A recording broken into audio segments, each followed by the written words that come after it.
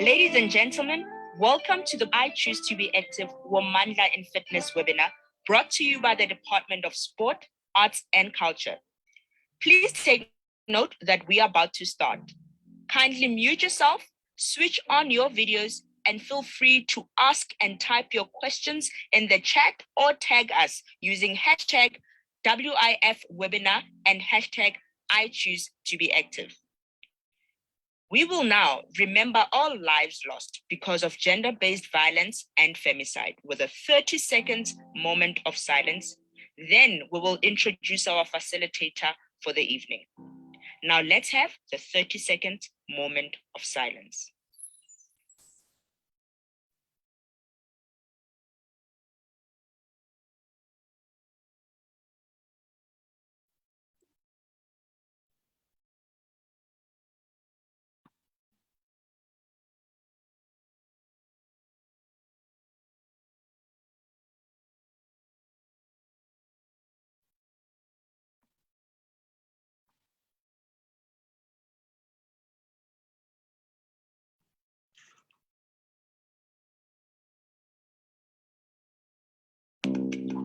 Our facilitator for this evening is Masibulele Mkhundlu, also known as Fit Masi. She started this I Choose to Be Active lifestyle in 2018. She has also become a Womandla in Fitness inspiration to her community, and she shares her journey across all social media platforms. Fit Masi is always willing to assist people where she can when it comes to fitness and a healthy lifestyle. Follow her on her social media platforms at Fit Masi and get to be inspired daily.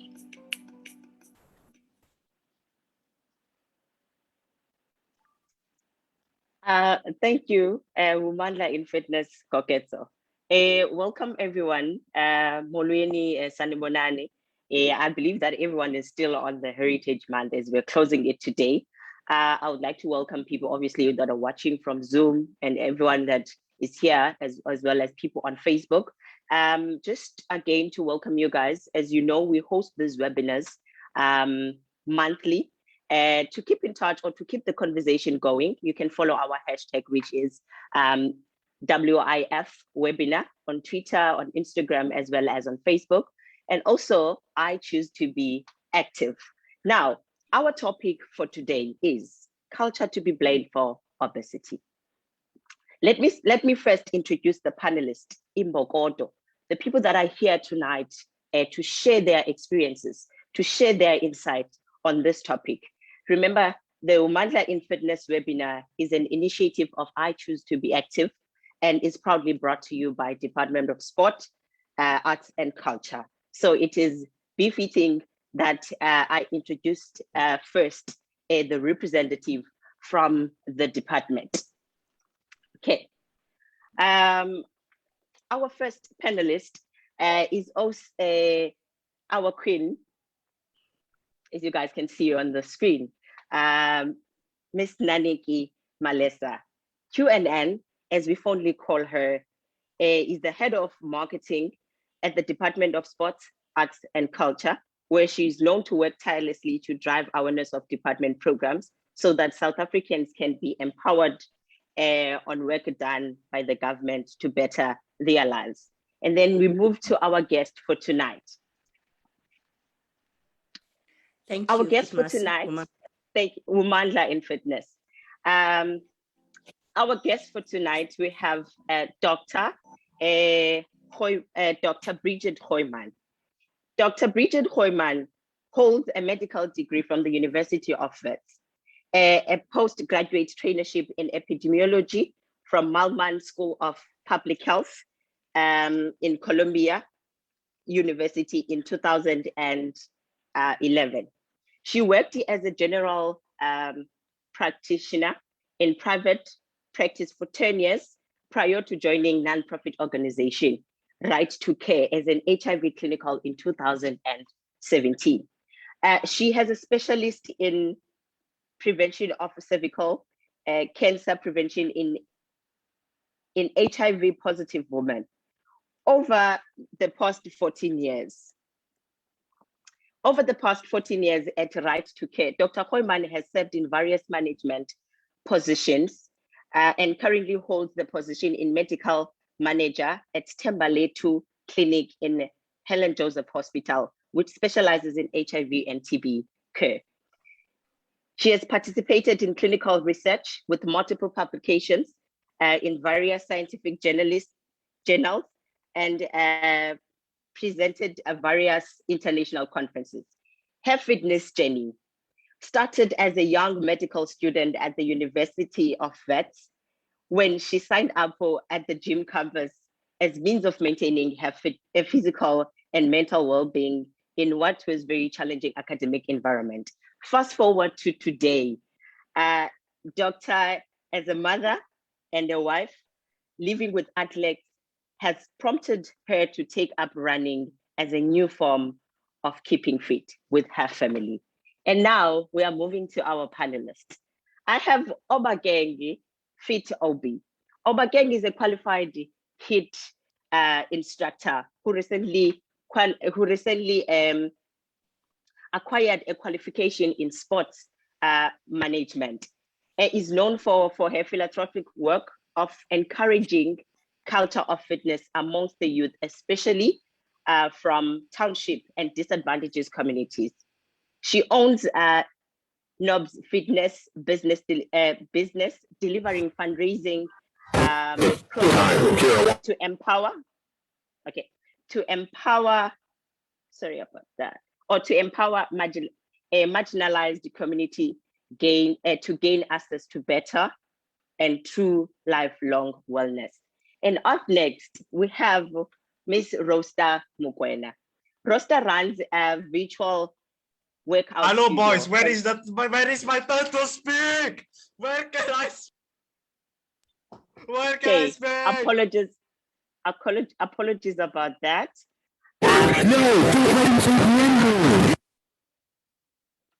I'm very sorry, boys. I'm very sorry. I don't know what is happening. Okay, no problem.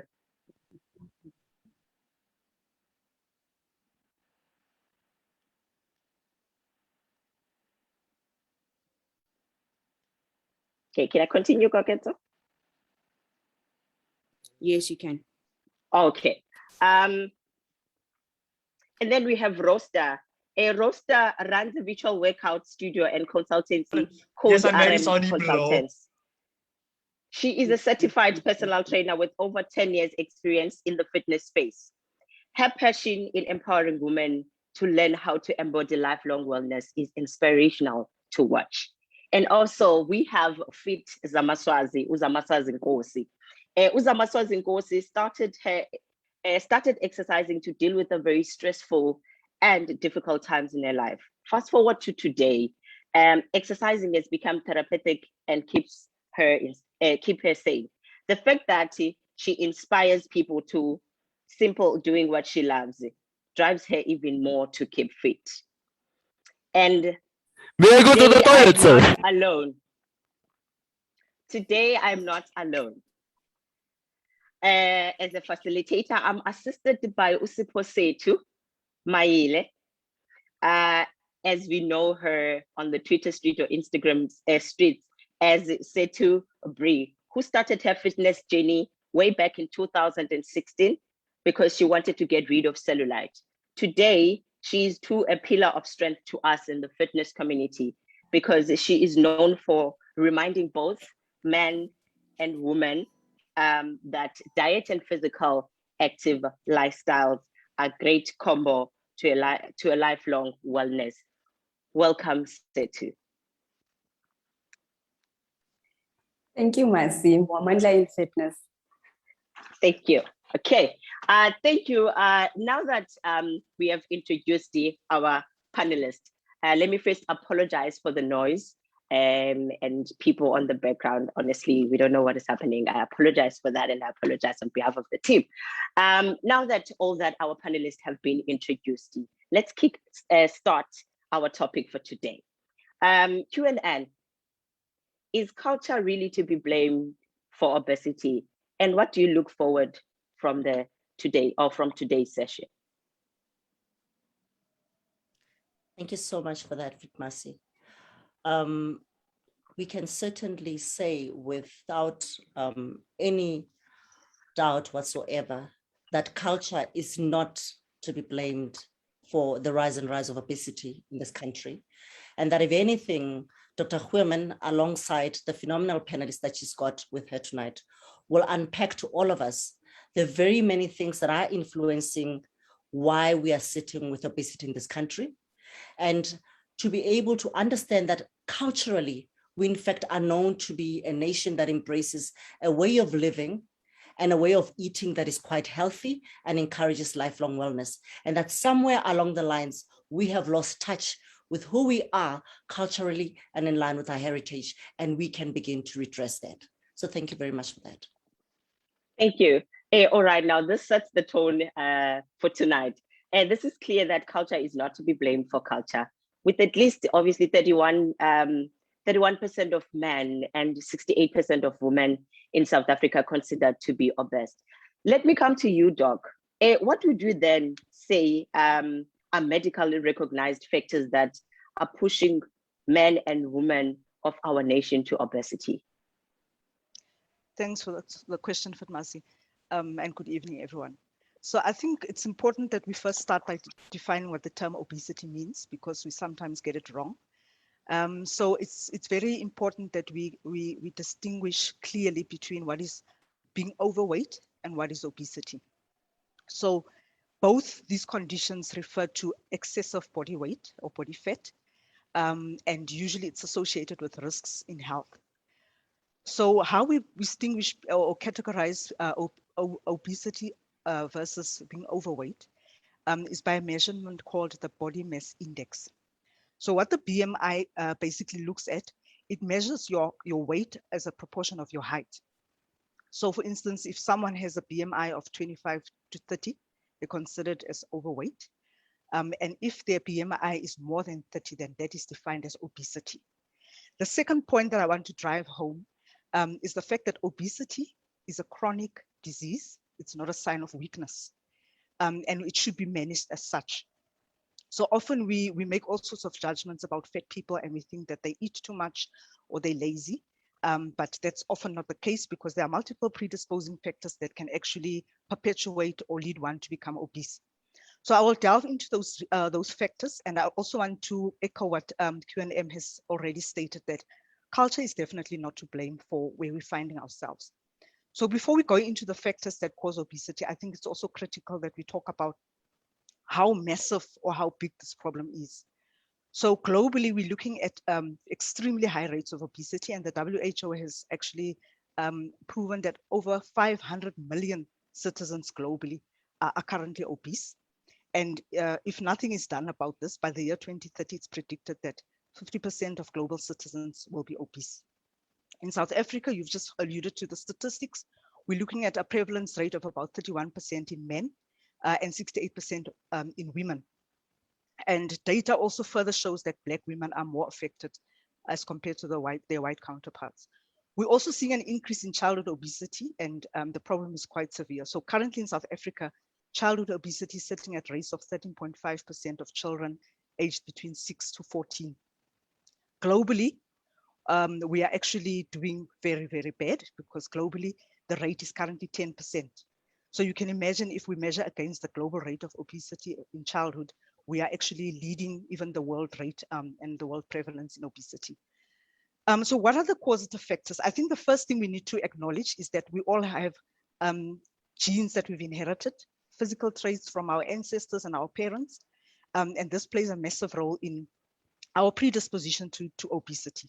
Secondly, gender is quite critical in that males and females actually weigh in differently. So for instance, females are more likely to be obese than men. And as we've already indicated, Black women have a greater propensity. But is that because of culture? I would say no. I think it's a lot of behavioral changes, it's lifestyle changes. It's also how society has made a lot of impositions on Black women. And we all know that women are caregivers, particularly Black women. And they often, because they have so much responsibility in the family, find less time to busy themselves with physical activity. Additional factors would be urbanization. We all know that with the move to urban areas, that comes with a whole lifestyle change. Our lifestyles in the urban areas are westernized. We don't walk to places, we take taxis, transport is readily available. Secondly, our food patterns and our choices of food has actually deteriorated. Whereas our ancestors and our rural counterparts tend to eat fresh fruit from the soil, we opt for instant processed meals that are high in energy, very low nutrient content, low in fiber, and we often opt for sugary drinks, and that is also how we feed our children. Furthermore to that, we are not encouraging children to be active. Our children spend a lot of time in front of screens, watching TV, playing TV games in front of computers and cell phones, and very little is done to monitor that they go back to playing. And we used to play as children, and we were relatively a thin generation. You also look at the socio-economic factors. I always talk about the rise in the middle class, and we all know that with us seeing more people being middle class, this obviously means better access to food. And the kind of food choices that we are making, again, comes back to us rushing to get takeaways, soft drinks that are high in energy, sugary drinks. We are just really making bad choices. So, and so with all this entire change in the paradigm of how we used to live our lives healthily before the years 2000, and we've seen in the past 20 years or so that suddenly South Africans have become a fat society. And these are some of the societal norms that we've become accustomed to. The other issue that I also want to touch on quite briefly is the issue of social norms that talk to body image. Often we find that there are certain narratives that are perpetuated that are often not true. For instance, if a girl is slender or a woman is slender or has lost quite a significant amount of weight, that is deemed as a sign of illness, or we often suspect that she might be HIV positive. And then we have narratives like umakoti or newlywed brides are encouraged to gain weight because it's associated with marital bliss. So the fatter you are as a wife, the more it signifies that you are well taken care of by your husband. Similarly with men, they have central obesity, umkaba, and this is often misconstrued as a sign of wealth and affluence and well-being.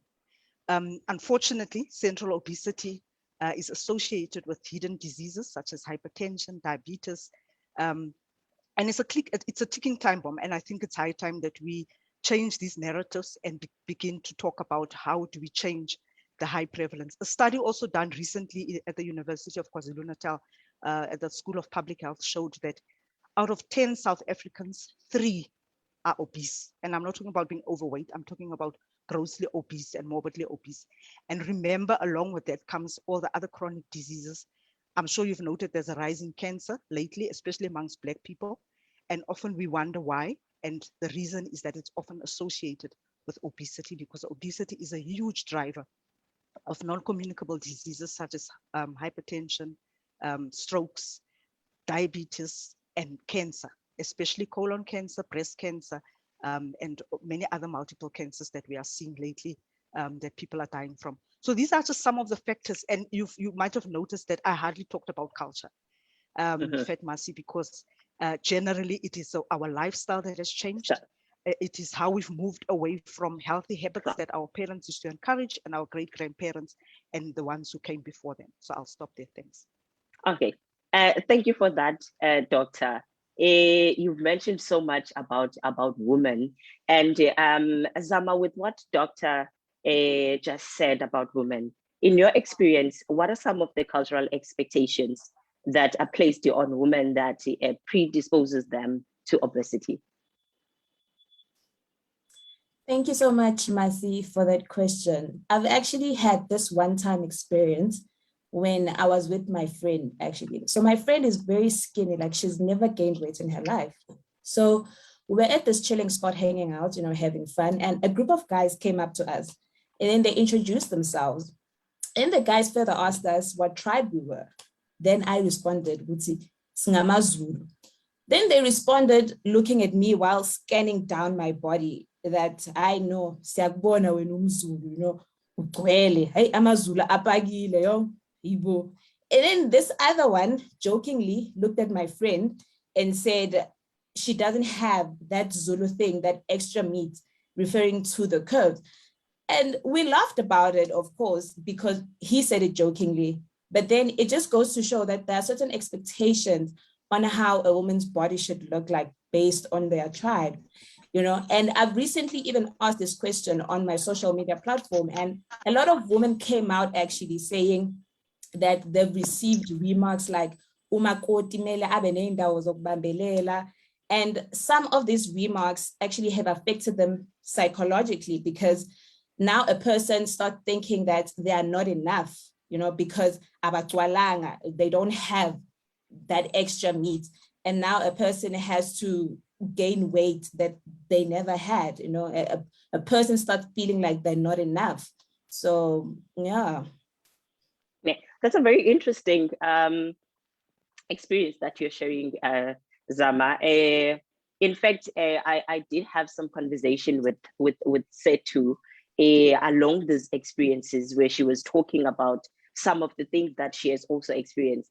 My facilitator, do you care to share some of the expectation or what you have experienced on your side, Sethu? Okay, thanks, Masi. I think, you know, the important narrative here is that, you know, Zama actually just shared her story here, how Zulu people are perceived. And with me being closer, it's actually not different from that. Because as Dr. also said, women are expected to have a certain way, you know, people are saying, umakoti,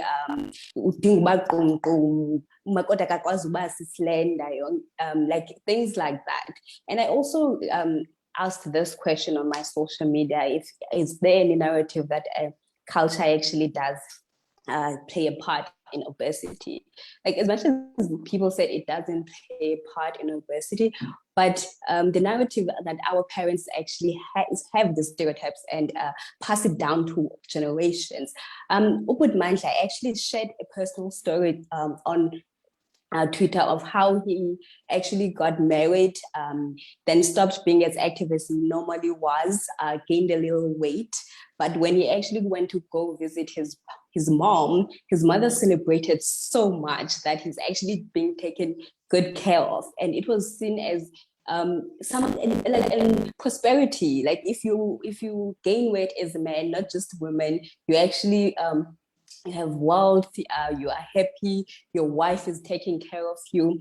But from a different narrative as well, it also starts at a young age. Also, Mrs. Patty also, she shared her experience on Twitter as well, and which was quite sad, because she said it actually started at a young age.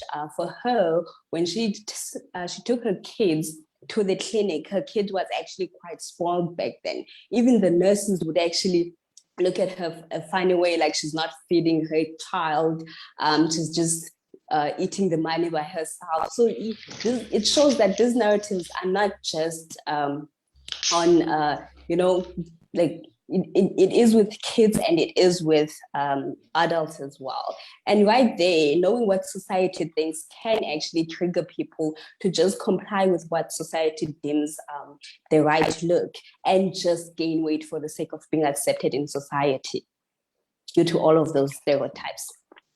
Okay, thank you for that, Sethu. I think one of the things that you guys, or you ladies, have highlighted here, it has something to do with the body shaming. On your side, Dr. Goeieman, what are some of the obesity cases that you have dealt with in your practice, especially around the body shaming and effects thereof? Thank you so much, Fatmasi. Yeah, so I think when it comes to body shaming, often it's women that are the subject thereof. And in my practice, I've seen quite a number of women, you know, presenting with frustrations about how much weight they've put on. For instance, shortly after a pregnancy, when you start breastfeeding, you are always encouraged to eat more because, you know, the breast milk needs to flow. So you are fed food by the person who's overseeing you. During pregnancy, you're encouraged to pick up weight. So often after that experience of childbirth, women struggle, and they really are so depressed because they cannot get back to how they would love to look, because there's also an expectation that when you are a mother, you must look like the role of a mother. And often umama is associated with an image of being overweight, having extra kilograms that you carry around so that you carry that label of umama with dignity. Whereas if you are a thinner individual, you considered as usisi, and often you are sort of overlooked. So oftentimes we find that body shaming can actually lead to quite a number of mental illnesses. And I've seen this manifesting in quite a number of patients, particularly in older women. They would often present with issues of anxiety because they often don't look forward, for instance, to family gatherings because there'll be comments about how much weight they've put on. Young girls tend to be quite depressed as well because often they're struggling during adolescence with controlling their weight. They often have comments about how big they're getting. And sometimes this can actually lead to eating disorders. And I've seen that manifesting, especially in our adolescent population at our clinic at Helen Joseph, where you do find that youngsters tend to struggle with diseases such as anorexia, where they just become afraid to eat because there's this obsession with how much weight they'll put on as a result of eating. So they shy away from food. And that comes with a whole lot of complications, sort of medically speaking. Secondly, there's bulimia in some girls where they, again, there's an obsession with their weight because there's constant comments about how they should look. And because you know that young girls, when they are amongst their peers, you know, the slender look is more what is liked by boys. And so if you are overweight as a young adolescent female, you often don't get that acknowledgement. Boys don't make passes at you. They're usually not a subject of interest to them. And so they resort to binge eating and vomiting so that, you know, after I've eaten a meal, I don't sit with the possible consequences of gaining the weight from eating. So there are a lot of repercussions when it comes to sort of the mental health issues around obesity and lifestyle, and especially around body shaming. So we really need to be cognizant of the fact that, especially in children, that we collectively as a society begin to make sure that we address childhood obesity, because ultimately that is a powerful predictor of what's going to happen in adulthood. And along with obesity, remember we said it is a huge driver of non-communicable diseases. So not only are they obese as adults, but they also have the extra baggage of all the diseases that come with it. And we have a society that is becoming sicker. We're no longer dealing with HIV and TB as our primary epidemics. We're now dealing with issues such as obesity. And the good news, however, is that obesity is highly preventable. If we just got up off our behinds and started moving more, and started being physically aware and conscious of how sedentary our lifestyles have become, then I think we are starting to move in the right direction. So yes, definitely, body shaming does have quite detrimental consequences on the mental health, especially of young girls and women in particular.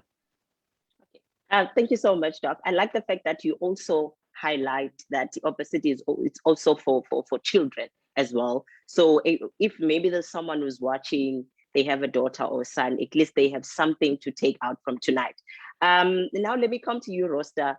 You also deal with clients, you deal with people every day. In light of this discussed stereotypes, what are some of the reasons you've heard being used against women pursuing exercising?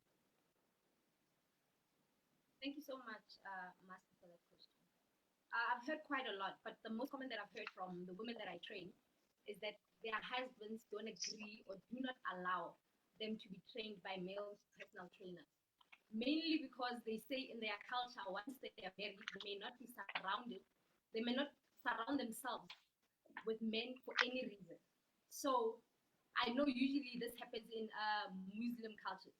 And then the other reason is that their husbands are jealous and are scared that they will actually fall or be interested in the male trainer. So they falsely make it a culture thing. The second stereotype that I've heard is about pregnant women. Whether you've given birth or you are pregnant, you are not allowed to go out or to be seen by people, because as Black people, you know that we believe so much in that anything can happen. They baka o lawyer hore ngwana hao e be segole, baka o lawyer hore o kry miscarriage, so on and so forth. The third one is that, the third one is being a wife. you are there to be a wife, so you are there to do the chores inside the house, to take care of children, to cook, to iron, and to do everything. So that's the stereotypes that I've heard. Thank you, Masi. Okay, thank you, Rosta. I guess husband will always be jealous. That is why we have you as the personal trainer, obviously, for those women. But let me come back to you, Doc. In terms of, Rosta talked about being physical active, and obviously, one of the other things would be dieting and stuff.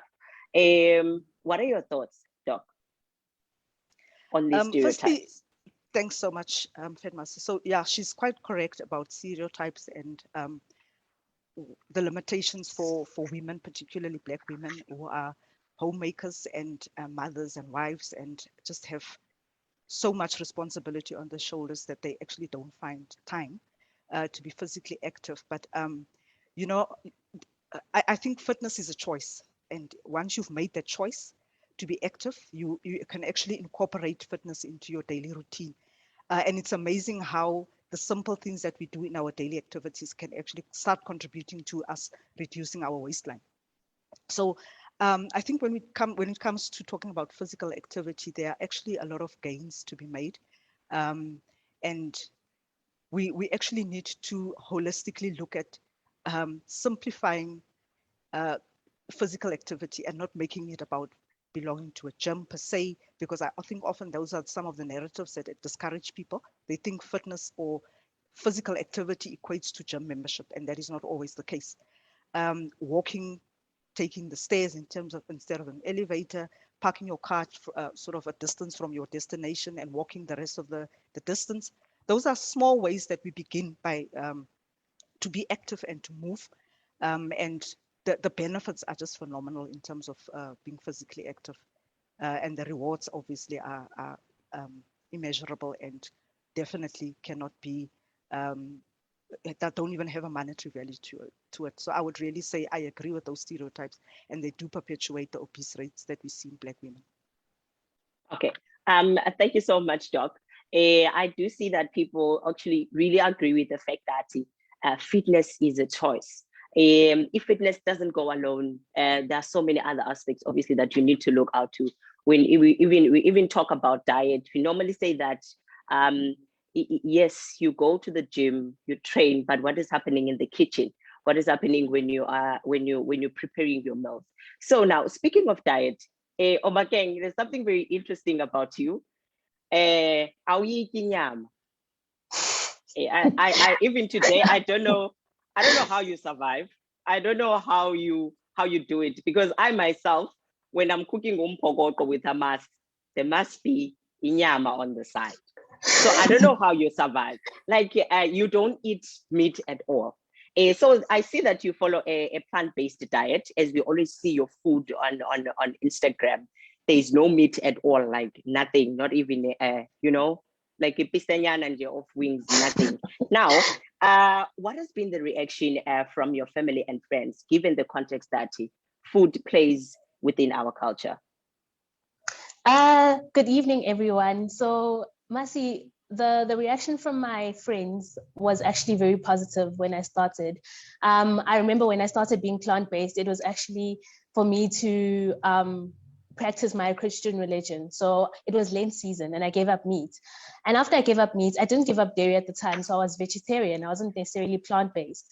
The difference being that if you're plant-based, you don't get in touch with any animal products, no dairy, no meat, nothing. Whereas if you're vegetarian, you can eat eggs and you can drink your milk and you can eat your cheese. So when I started back then, I wasn't really sure where I was going with the whole thing, but I know that I felt a bit lighter and I felt less constipated, because I used to suffer from constipation quite a lot as well. My family didn't take me serious at the time, especially the people I lived with at home, my parents and my siblings. And as time went, they realized that, no, man, this child is actually very serious about this thing. I'd make sure that I eat with them, but whenever they played out, I'd be like, please leave out the meat. And when I went to Imcimbi Ekaya, like I would be so judged. Like everyone would look at me with judgmental eyes to be like, why do you think you're better than us? Why aren't you eating meat? Because, you know, meat is such a big role in our culture. especially in Mcimbini, because they slaughter animals and all of that. So they would judge me on that. However, when it comes to my friends, they've been so accommodating. Some of them even practice meatless Mondays, which is so great. They make sure that they ask me for recipes and I help them around. And when we have braais and we go out to restaurants, they ensure that the restaurant is plant-based friendly. And when we have braais, they make sure they accommodate me. They'll ask me beforehand, Obi, what is it that you're going to eat? Do you want us to buy you anything? So I'd say that from my family side, my intermediate family, they've been very accepting of it. But when I look at my extended family, there's still a long way to go. And for my friends, I am so grateful because they've been so accommodating to my diet. Okay, thank you so much. I think I can join the Mondays, but not the whole process. I can do with the one day, but definitely not the whole process. Okay, thank you so much, Obakeng. Now I'm going to move to Koketo. Do you have any questions for our panel? Masi, there are no questions from the audience. Thank you so much. You can continue. Okay. Now we're coming to part 2, and thank you so much. Now I'll go back obviously to Doc. Let me start with you. What is the role that obesity plays in driving illnesses? More so okay, I'm sorry about that sound. Okay. So my question to you, Doc, was what is the role that obesity plays in driving illnesses? More so NCDs, as we know them as non-communicable diseases. Thanks, Masi. So yes, so with the increase in prevalence of obesity, we are also seeing a close association between obesity and the non-communicable diseases. And what are those? Those are mainly the cardiovascular diseases like your hypertension, stroke. So the more obese you are, the more likely you are to have high blood pressure. The more likely you are to suffer from a stroke, because you can imagine the fat accumulation around the heart and the blood vessels, and the circulation is compromised to the heart as well. And then secondly, obese people are also prone to developing type 2 diabetes as a sign of sort of a metabolic abnormality that has arisen from the obesity. We've also seen a rise in quite a number of cancers over the years, and these have been closely associated with a high prevalence in obesity. And of note are the breast cancer, the increase in breast cancer. I'm sure as we are on this panel, probably out of 10 people, 2 know someone who has succumbed to breast cancer or might have been diagnosed with breast cancer at one point or the other. I mean, in my personal experience, 3 of my colleagues have had breast cancer, but fortunately they've managed to survive it. But I've lost a sister to breast cancer and she was highly obese. So I've got a personal account of the effects of obesity in terms of cancers. Another sort of effect of obesity is on respiratory illnesses. So obese people are also more prone to having asthma, and asthma in obese patients also tends to be quite more severe. And often they don't respond well to the treatment for asthma. And they also have other respiratory illnesses, like for instance, sleep apnea. When they're asleep, they tend to have breathing difficulties. And some people actually don't wake up from their sleep because there's just too much obstruction around the airway as a result of the obesity. Another issue is that I want to allude to is on central obesity. As I've said before, often we associate it with being wealthy and affluent, and it's often applauded in men. The bigger the belly, the more rich we think he is. Unfortunately, central obesity must be taken seriously because it is actually an outward symbol or sign of someone having what we call the metabolic syndrome. And basically what that is, it's a combination of 5 things. 1, it's a large waist. So what do we mean by a large waist? A large waist in females is if the circumference of your abdomen is more than 80 centimeters. In men, it's more than 90 centimeters. So you take a tape measure and you simply measure your waistline. And if it exceeds 90 centimeters as a man, just know that you've got central obesity. The second sign would be that you have high blood pressure. So if your umkaba is growing, please do check your blood pressure. It might be on the rise. Type 2 diabetes. And then we also see a decline in what we call the good cholesterol, which is your low density cholesterol that is supposed to be protective. The high density cholesterol that is supposed to be protective. And then we also see an elevated level of a component in the blood that we call triglycerides, which is a fat component. And collectively, these can actually predispose you to strokes, heart attacks, and other sort of complications that come with being obese. Then furthermore to that, we've also seen recently with COVID that COVID patients who are obese were also found to be more likely to succumb to COVID-19 because they tend to usually have quite severe complications from the COVID-19, and also that they take longer to shed the virus out of their system. So obesity comes with a whole host of conditions. In addition, I'm so sure we all know of someone who's extremely overweight and obese who struggles with movement. So often you'll find that the joints, especially the knee joints, do have a condition that we call osteoarthritis. So often you have to help them up, especially the elderly who are quite overweight. You have to help them move around the house. Some have walking rings as support because they just simply cannot support themselves on their knees. And then again, I talked about the mental effects of being overweight in terms of anxiety and depression. And, you know, the cycle is just vicious. And what I also want to say is that over and above the physical impact that obesity has on our health, it is also taking its toll on the economy. The South African economy loses 700 billion rand a year because of obesity. Why? Because people are often suffering from some of the other conditions, so they're absent from work. Often if you are obese, you move slower, so your productivity might be reduced as well.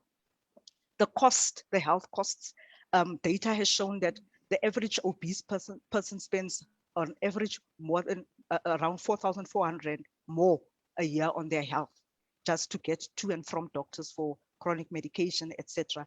And not to mention, once they're admitted into a hospital, the costs of actually occupying that hospital bed run into hundreds of thousands of rands. And if it's in private, it's even more expensive. So the repercussions of being obese are quite enormous. And you can only imagine that it is wise that we start doing something while we still have a chance. Thank you so much for that, Doctor. You've highlighted the tape measure, using the tape measure on our waist. I'm sure most people that are watching now, especially us ladies, we are always obsessed about the tiny waist. For whatever reason, I think today we also learned that it's not really about having the waist, a small waist or the abs, but there is more into it that is important. But in all that you have highlighted, where did we go south? How did we become such an obese nation? That's a great question. I think, you know, until recently, you know, Africa historically has been the continent of malnutrition and infectious diseases like TB and HIV. So for the longest time, we haven't had to grapple with the epidemic of obesity. And I think where it went south is that we started to move away from, you know, the conventional healthy habits that our forebears had and taught us, and we've adopted Western lifestyles. And along with Western lifestyles, not only do we have better access to electricity and running water, but we also have access to mobility is much better. So we jump into vehicles just to go up the road to buy a loaf of bread, for instance. We don't walk anymore. Where we've lost it, I think, is more with the modernization of how we are living our lives, and how we've tended to move to more away from the norms that we know contribute to wellness in general. And we've actually opted for instant gratification, you know, the quick way of preparing meals. For instance, if I've knocked off late from work, I quickly dash into a KFC or a chicken licken, and that's the meal for my family. Whereas our parents wouldn't dream of doing that. They would cook a meal, even if it meant that they dished it out late, but there would be a cooked meal. So we are opting for unhealthy meals. We are not physically active anymore. We've got ready-made meals that are available. We are not cognizant of the fact that we need to guard against this scourge of obesity. And over and above that, we are promulgating these narratives around body shaming and misconceptions about what health and weight and the connection between the two is. And for the better part of it, we will always want to make gaining weight a sign of success and happiness and wealth, and obesity is associated with positive sort of effects in our lives, or positive, the results of us getting wealthier. Whereas in actual fact, it's got nothing to do with that. It actually has more to do with the choices we are making. So socioeconomic status, yes, it does bring with it sort of more buying power in terms of the options we make. But if I have more buying power economically, I can still choose to buy healthier foods. However, I think where we've also lost it is that, you know, manufacturers haven't really played ball as well, because we find that there's sort of more adverts on the sugary stuff, the alcohol, you know, smoking. So we see adverts that promote general unhealthy lifestyles, and we think they're glamorous, and we actually adopt these habits, and that is how we are slowly moving away from healthy options. We're also encouraging our children to not opt for healthy meals, because if you look at how often children buy food at tuck shops at schools, instead of us packing a healthy lunchbox for them. You know, these are some of the small ways that have creeped into our society, especially as Black people, where we have not consciously thought about physical activity as part of our lifestyle. If you look at our white counterparts and people who live more sort of in more affluent societies, they tend to sort of prioritize being physically active. And it's not necessarily going to the gym. If you walk, you run, you play outside with your children, you do household chores, those are multiple ways where we can actually incorporate exercise into our daily lifestyles. And these perceptions that we are perpetuating, that fitness is about going to the gym, I think that has also led us to where we're finding ourselves right now. Okay. Thank you, Doctor. Obakeng, given to what Doctor shared, what are some of the cultural practices that on your side you think we have lost due to immodernization? Fitmasi, Dr. touched on it so well. We live in a society where we don't service the soil anymore. So our ancestors used to eat because they had to service the soil. They had to work tirelessly for long hours, and the labor was quite manual, you know. Whereas now we can sit digitally and do our work. However, we haven't adapted our health to that type of living. And I think what we then do is, like what Doctor pointed out, is start relying on all these things that are so instant, they are so quick 2-minute noodles, basically. Those are all our solutions all the time, you know. That has cost us. When we look back and we take a step back, that has cost us a great amount of our health. As much as the convenience exists and it's there, and it's good to pay for it. And it's great that we're moving in a world where we're catching up with the rest of the globe. However, we have to take a step back and see where we have lost it. We don't eat to service the soil anymore. And therefore, we should feed our souls in a way that is healthy, in a way that is sustainable, you know, and in a way that will allow us to be as productive as possible, so that we can not only move our economy forward, but also move our people. As a people, we have a lot of good things about us, and being able to work through obesity by eating well and being physically active will actually help us quite a lot. Oh, okay. Thank you, Obakeng. You're speaking of soy. As a person who kulele is lalini, I am not used to ukudlala endlini. I grew up on the kulendi dlalu umagaloba or tritoti, just to mention a few of these things. And those are things that we're doing when we're growing up. Like, we did not have phones where we'd be glued on our phones watching a movie or playing games in the phone. So I just want to check with you, Sethu. What do you think that we have lost on the way? Because I believe that you can relate with Okapu, with Tritoti, or Magaloba, and all that. Definitely. I can definitely relate to that. And it's not just Okapu. You know, yes, when we were younger, we were playing a lot.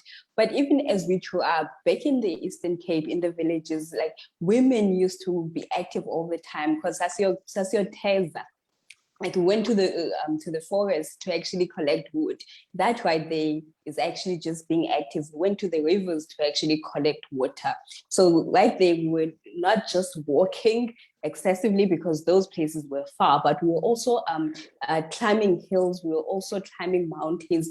We were just, you know, we're doing this hiking and climbing long before they became as sport. And as the world evolved and technology made our lives much easier, as Obakeng has said, it actually took away those daily activities that we got from doing those chores and led us to be less active. And now it's up to us to actually choose to be active in a different way, because life has evolved. We also need to evolve. Okay, thank you. Coming to you, Rosta, based on what Obakeng and Sethu have shared, how are your clients reinventing themselves to ensure that they are integrating physical activity into their lifestyle? Thank you, Masi. My clients are taking the stairs instead of using the lift. They are parking far so that they can take a walk, even if it means they walk from the park to the shop or to the workplace and back, right? They are waking up early in the morning, they are working out. Before they get ready to work, they do a couple of crunches, push-ups, or jumping jacks in their comfort of their own home. It won't take a lot of time. It will only set a positive and healthy tone to the rest of the day. They wear a pedometer or a fitness watch to actually trace how many steps they have taken. That's what my clients do. Oh, okay. Thank you so much. Obviously, guys, we are wrapping it up now. Tonight we have learned that. Sorry about that. Tonight we have learned that culture is not to be blamed for obesity. Now let's summarize. Doc, on your side, we have discussed obesity becoming another pandemic in our country. What are your recommendations in overcoming obesity in our nation? Thanks. So I think, we've so beautifully talked about all the factors that play a role in where we're finding ourselves at the moment. And just to reiterate how big a problem we're facing, we did mention the fact that 3 out of 10 South Africans are obese currently, and we are actually seeing a significant increase in childhood obesity as well. So I think there's a lot of work for us to do, but collectively, if we work together, South Africans, we will definitely have some inroads in terms of overcoming this epidemic. Secondly, I'd like to say that, we need to begin with the basics. And what are the basics? The basics of battling obesity goes back to healthy choices in terms of how we eat, being physically active, making sure that we don't perpetuate. This song is strictly for racist people. If you're not racist, you're a faggot. So get out if you're not racist.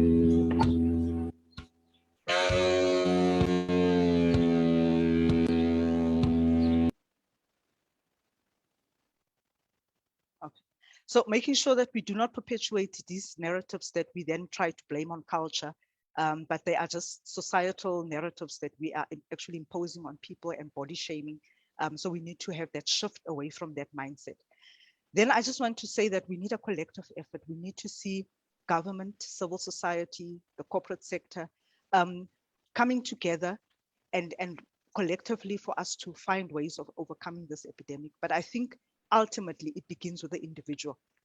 So at an individual level, before we can even talk about food taxes and sugar taxes and government regulations to actually regulate the industry of food manufacturing, we need to introspect and just look at how much physical activity we do. And all it takes really is a recommendation of starting small. The sooner you start, the better. How much exercise is needed? We're talking here about doing aerobic exercises, meaning doing exercises that get your heart rate above 120 beats per minute. All you need is to have those sessions 3 times a week, and all you need is a 20-minute session. So it's really not asking for much.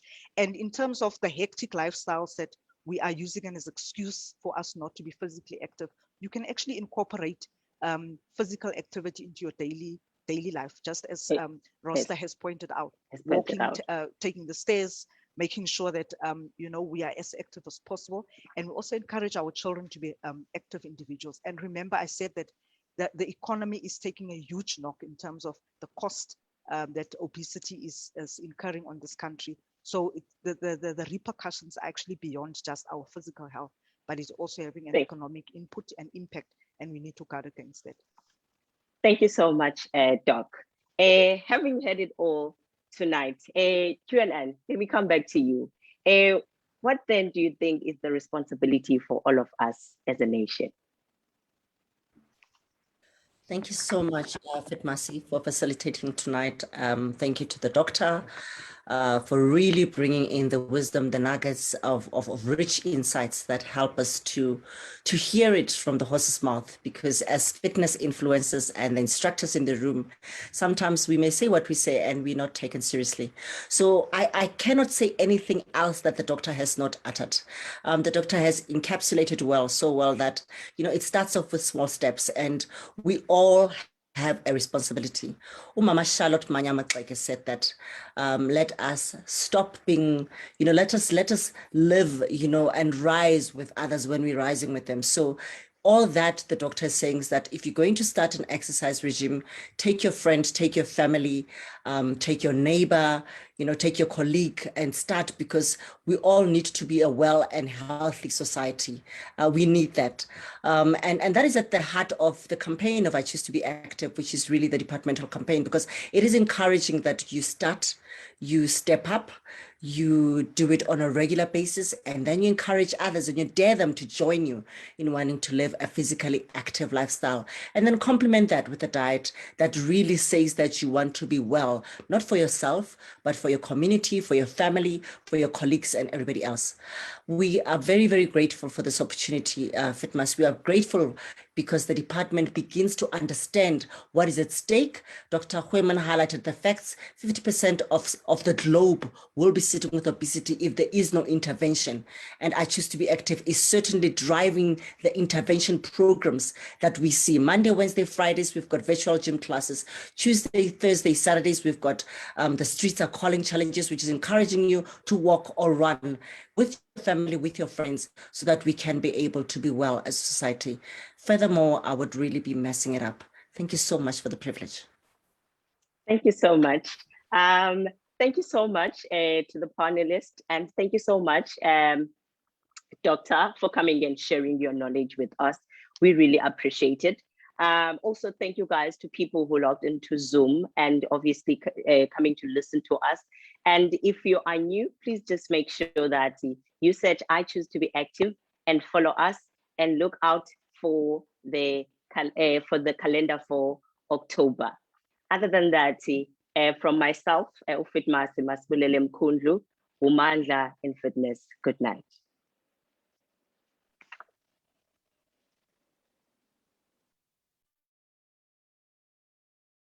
Okay.